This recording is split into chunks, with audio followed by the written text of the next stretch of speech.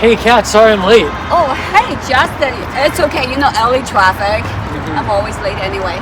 LA traffic's a killer. Hey, say, what kind of car is this? This is pretty nice. This is a Porsche Taycan, and this color, Tiffany blue, is like a custom made. Wow, that's so cool. Yeah, welcome to Cat Jam in the Car. That's my podcast studio. Nice. Are you ready? Do you want to start this podcast? Let's do it. Let's do it. Let's go. All right, here we are at Cat Jam in the Car. We have our guest today, Justin Garfield. Welcome, Justin. Oh, Kat, it's so great to be here. Good to see you. Good to see you, Justin. So, Justin, you just went to Laker game last night, right? I did go to the Lakers game, and man, what a game from LeBron James. 48, 8, and 9. Just a gem of a game to see in person. Wow, that's so cool. So, are you a Lakers fan? I'm actually a fan of the Rockets, who they were playing that night. I did grow up in Houston, so sorry, Laker fans. I wasn't on your side last night. Well, then you definitely a fan of Yao Ming, right? Yes, love Yao Ming. Love Yao Ming. Love me some Yao. Yeah, so like while you were in Houston, he was still playing there, right? He was drafted in 2002, I want to say, first overall. So, yep, I was... Gosh, I don't even want to date myself here. I was in second grade, I want to say. Just finished second grade, something like that, when he was drafted. Wow. All right. So now you live in LA. Do you still miss Texas at all? Are you like totally fan of LA?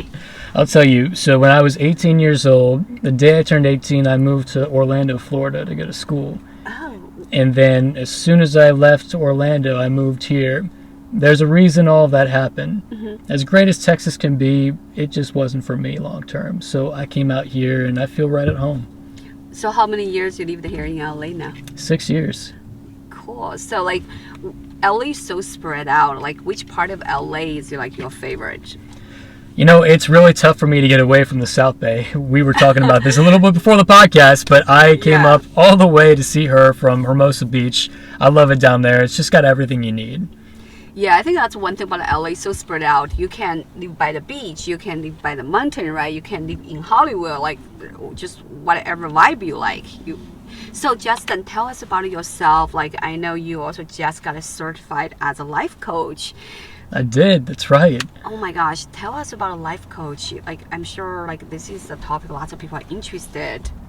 Yeah, so coaching is a little bit different than therapy. Therapy addresses things that are in your past and giving you some trauma and addressing those traumas. Now, coaching, we're very forward-thinking and trying to get you to where you want to be. So in a typical coaching session, we'll ask some questions as a coach to help guide our clients along the way and figure out what it is that might be haunting them or bothering them in the moment, and then coming up with a plan to get them to where they want to be each week that we meet. Do you think everyone needs a life coach? I fully support that. I think everybody could do so great things if they address their mental health or if they hire a coach or whatever they feel that they need. Especially here in LA, I think lots of people need sort of direction, right? Yeah. Yeah. Are you excited to like start this journey as a life coach? Do you have clients right now? I got a few in the works, but always looking for more, you know. I'm very excited to start this journey, I'll tell you. It's been something I've been working toward the last 10 months to a year. So I'm just so excited to finally be certified and ready to hit the ground running. Is it hard to get certified? I wouldn't say it's difficult, but I would say choosing the right coaching school will definitely benefit you the most. There's certain ones out there that are better than others. There's ones that require a lot more work than the others.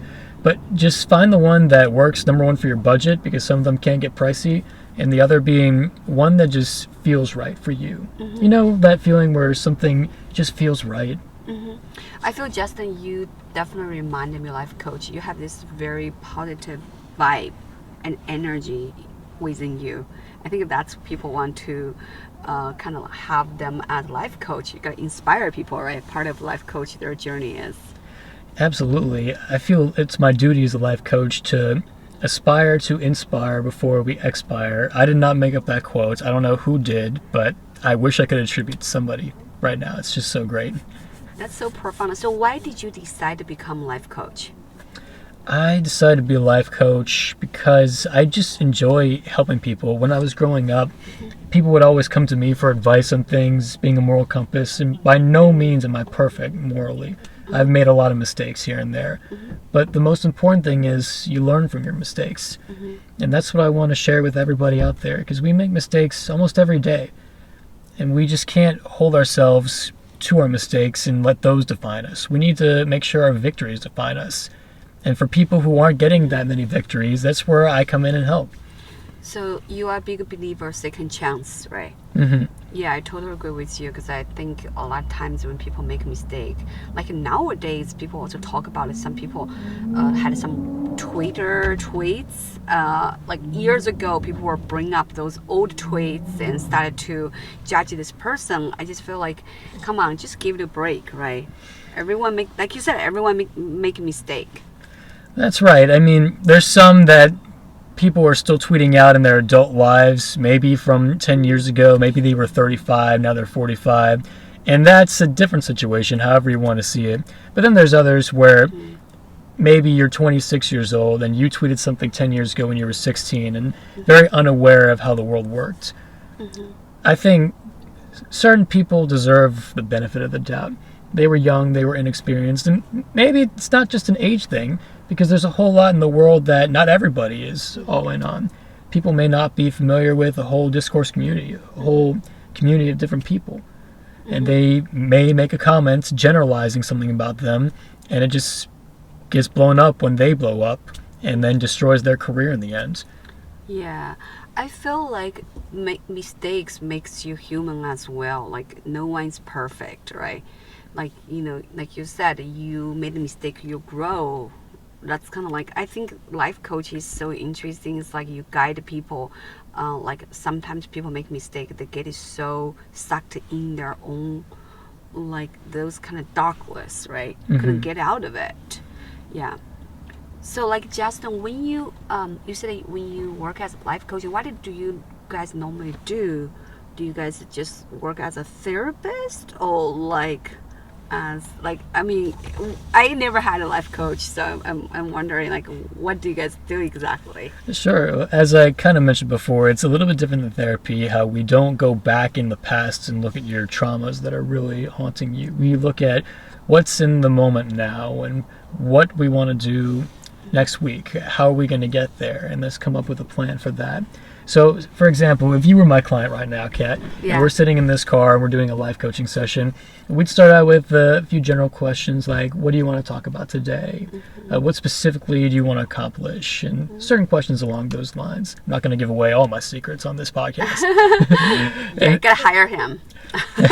But then from there, we would just talk about everything around the situation that you're in and what's keeping you in this same spot. And how far along do you want to move, if you want to move at all?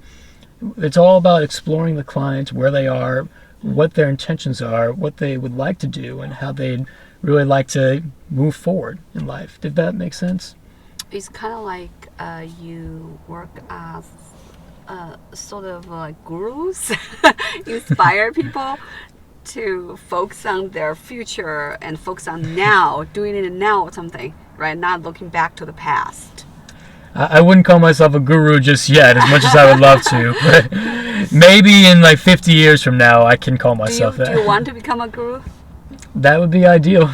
It'd be ideal to be a guru of something. Yeah, because I remember you texted me this spiritual like thing you guys are doing by the beach, right? That's right. So every month, this is completely separate from life coaching. Okay. I'm a very spiritual person, and I found that you can heal your body, heal your energy with sound. And to do that, you go to sound bath. Sound bath, that's right. We do a sound bath and energy healing on Manhattan Beach every last Sunday of the month. My good friend Dina and I started this up a couple years ago, and it's just blown up. We have so many great, beautiful souls who come every time, or we have new people come and they experience the magic for themselves. So, Kat, I want you to picture this. Imagine you're on Manhattan Beach, or just any beach. You see the sun going down behind you. You're laying down on a beautiful, nice, soft blanket on the sand.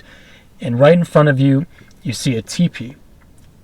And inside that teepee, there's a gong.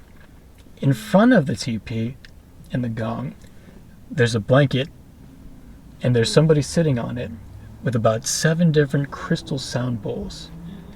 And little by little, one by one, that person has sticks, and they tap it, and they ring around the rim, and it's making the most beautiful ambient sound. You've got a slight breeze going, you've got the wind, almost non-existent with I don't know why I just said that, but then you've got the waves crashing one by one. There's even a whale out there that comes up for air. Wow. There's some dolphins coming up and jumping. Wow. And then all of a sudden you feel a slight touch in your head, and you feel a slight touch right above your chest. Mm-hmm. And that's Dina. She's there to energy heal you.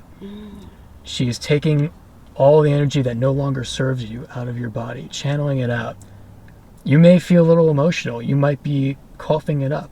You might be crying a little bit. And that's totally normal, because there's a lot of trauma and energy down there that's sitting there that you may need some help being released. And that's what we're there for. Wow, it already sounds very kind of relaxing, serendipity.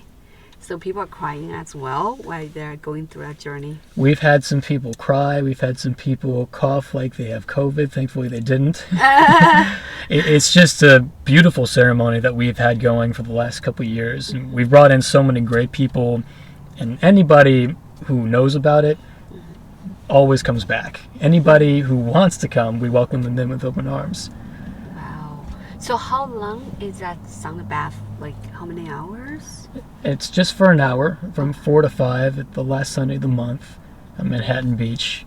And this is all part of a nonprofit that Dina and I have been building up called Energy Healing for All. Our mission is to heal those who need it and just not ask for anything in return.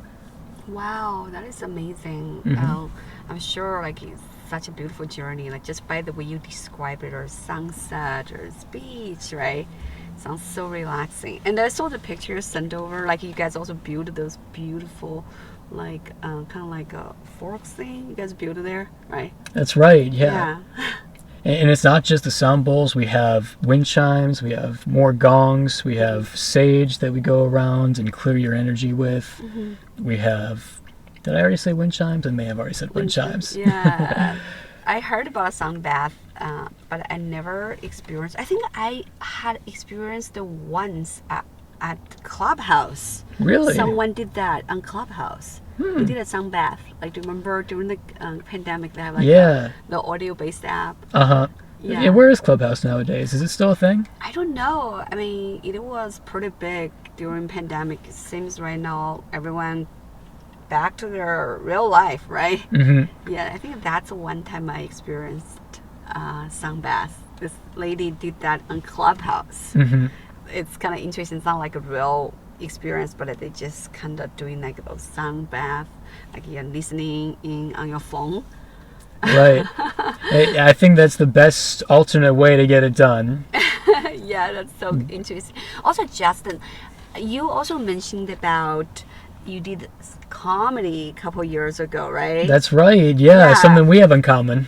Awesome. Tell us about that. I didn't even know you did a comedy. That's why you're very interested in comedy, right?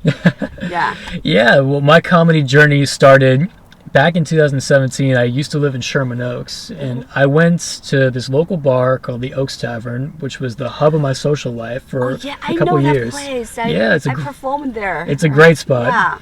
Yeah, shout out to them, by the way. You like that spot?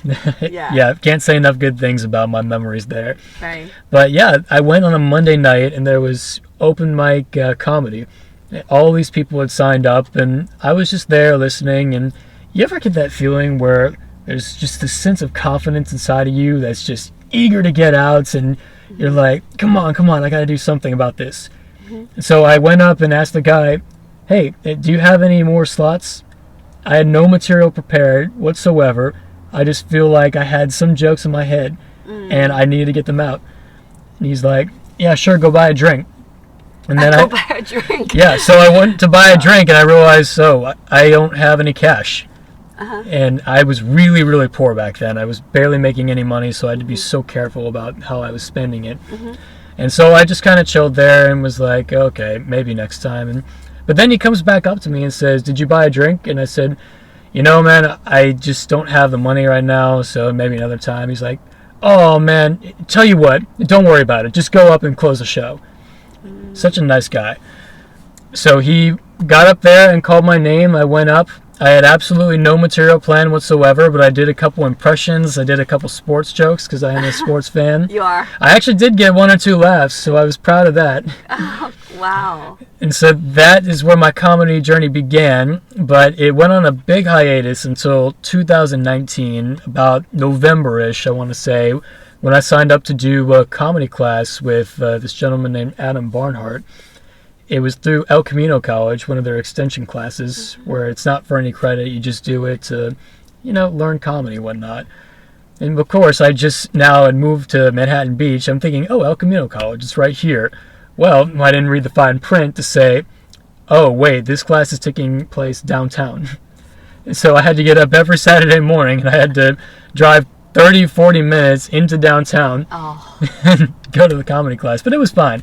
It was fine in the end because I really enjoyed Adam's class. Shout out to Adam, by the way, if you're listening to this right now. I learned so much from you. But yeah, I took the comedy class, and part of it was you really had to go out there and try your material over and over again, just as you do, I'm sure. You have to go to the smaller clubs, test out your smaller jokes and which ones get bigger hits, and then you take that to the bigger stage. Right. So we had to do that on a weekly basis, and we would meet every Saturday and just come up with a routine. And then our final exam, per se, was a show at the Belly Room at the Comedy Store. Wow. So the way he framed this up was, hey, if you never do stand-up comedy again, at very least, you could say you did the Comedy Store.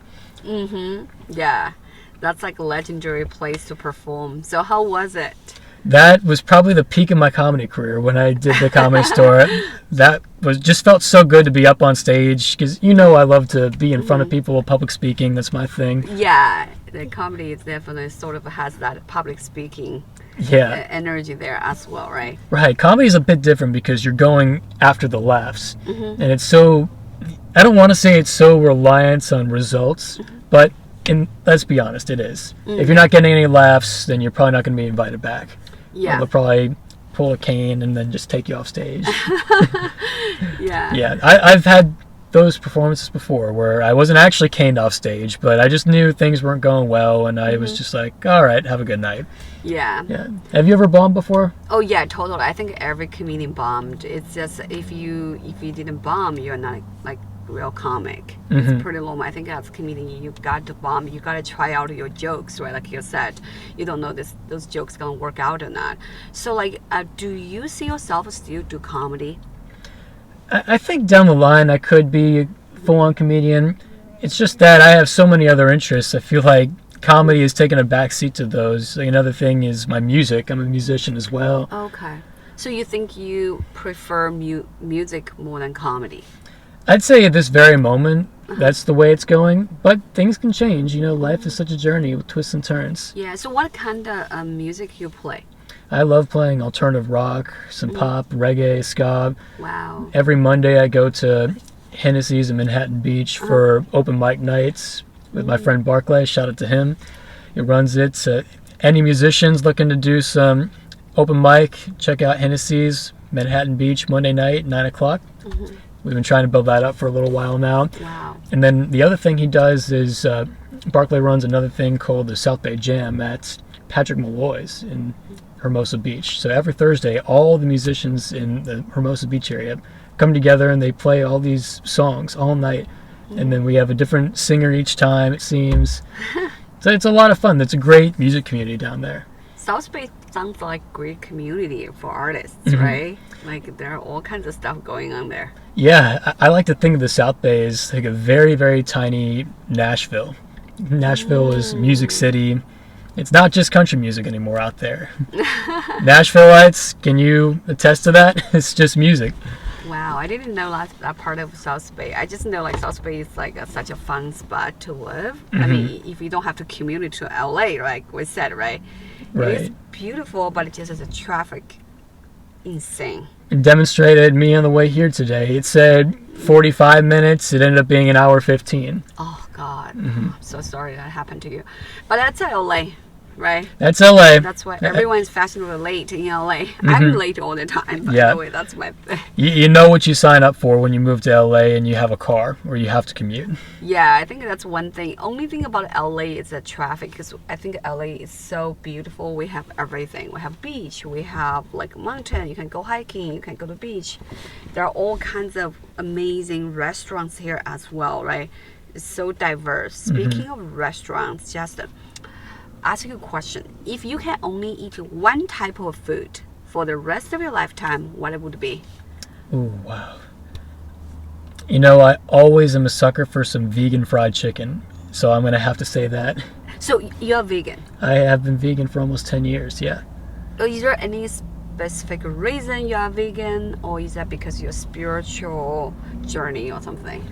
Well, I wasn't so spiritually awoken when I went vegan. I was on the path to it, but wasn't fully awake just yet.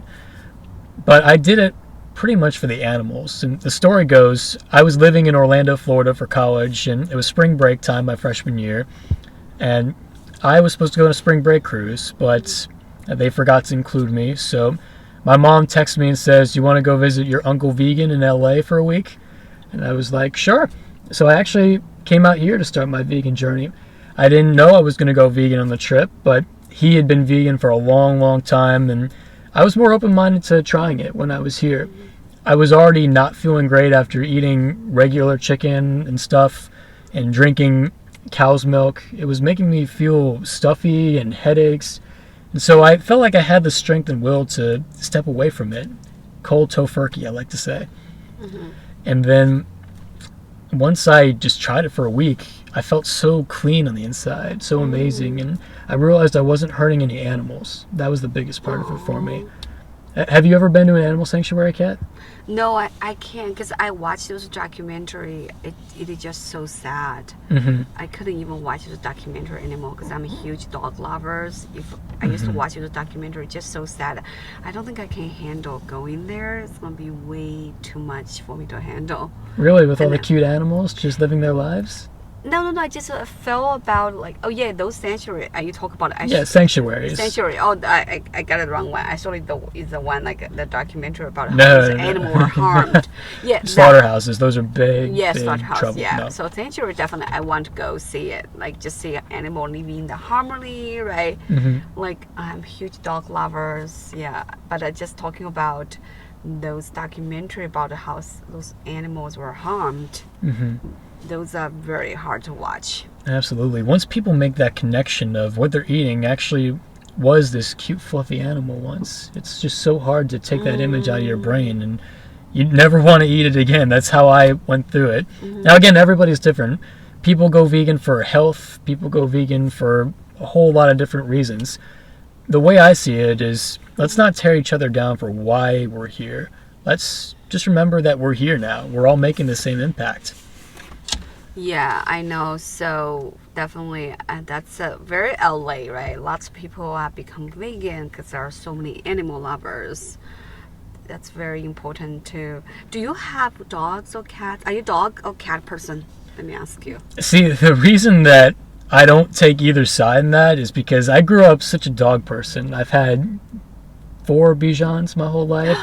Cute. Right now I've got 2 of them. They live with you my have mom. 2? Yeah, they're my mom's dogs, but Right. I live so close to her. They're basically all of ours. But when my uncle got married, his lovely wife had 2 cats. And I've cat sit them before. They feel like they're dogs because they play fetch. They'll cuddle with you. They'll lick you. They're just so sweet. And I've just found that, you know what, I shouldn't take any sides anymore because I love both of them so much. Yeah, I'm a huge dog lover as well. Speaking of dog, there's this old gentleman just walked his dog into the car. Dogs are like humans' best friends, right? Like, you know, I watch those like dog movies. Every time I watch those dog movies, just so sad that they have to, die before you. That's just the only thing that's so sad.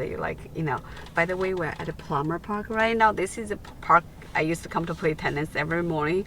So people passing by sometimes get a bit distracting.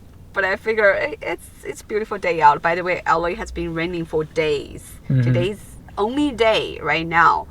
This week has been sunny and beautiful, right? Do you miss like sunny days? Yes, in LA? I miss the sunny days. Yeah. That's why I love the summertime. Not to say that I fall into a depression in winter, because that's a strong word and it's a real disorder, but I'm just not as happy during the winter and fall that I am in the summertime. I totally agree with you. I'm definitely like, summer girl as well. I feel summertime, everything is so much more alive. Like wintertime, I don't know, it's cold, right? I can't wait like summer night. It's beautiful. But we're so lucky though. In LA, we don't really have winter. I mean, it's getting a bit chilly now, but it's not like real winter, right? Right. But this year different because we never had so much rain here in Los Angeles. It's like a flooding. I remember in years past when I lived here, it usually hits us hard January, February, and then it doesn't rain the rest of the year. So they're probably just doing their yearly, here's all your rain at once, enjoy it, because that's all you're going to get. Yeah, that's what it is said. They said like maybe yesterday was the last day of raining. Hopefully, yeah. I'm over rain now. It's over it. Now we can come out, enjoy the beautiful sunshine, and go hiking, do all this stuff. All right, so Justin, since my podcast is kind of like a virus topic, sometimes I also talk about relationship stuff. I want to ask some fun questions. Okay. So what is a deal breaker of your relationship? Ooh, definitely smoking. If you smoke cigarettes, it's a big, hard no from me. Yeah. I can't deal with that, no. Right, I know, like some people said that. Lots of people from New York, they smoke. It's very different from like California culture here in LA, right? Just barely. I mean, people smoke pot.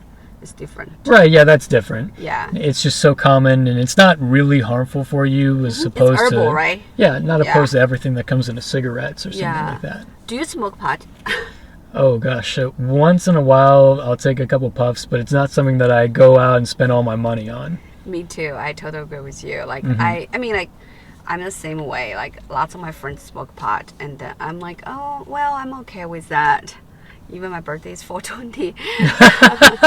Yeah, so it's like the thing. It's such a big thing, right? Like in California, it's like a 420. Yeah. It's like a national holiday here, Yeah, especially. Like, right now it's legalized. People just smoke everywhere, right? Everywhere you go, like parking lot, I guess, so people smoke by the beach as well. Yeah, do you remember a couple of years ago that viral meme on social media that they had to take out the mile marker 420 in Colorado because they were afraid it would get stolen, and they put in mile 419.99, I'm pretty sure it said. That is hilarious.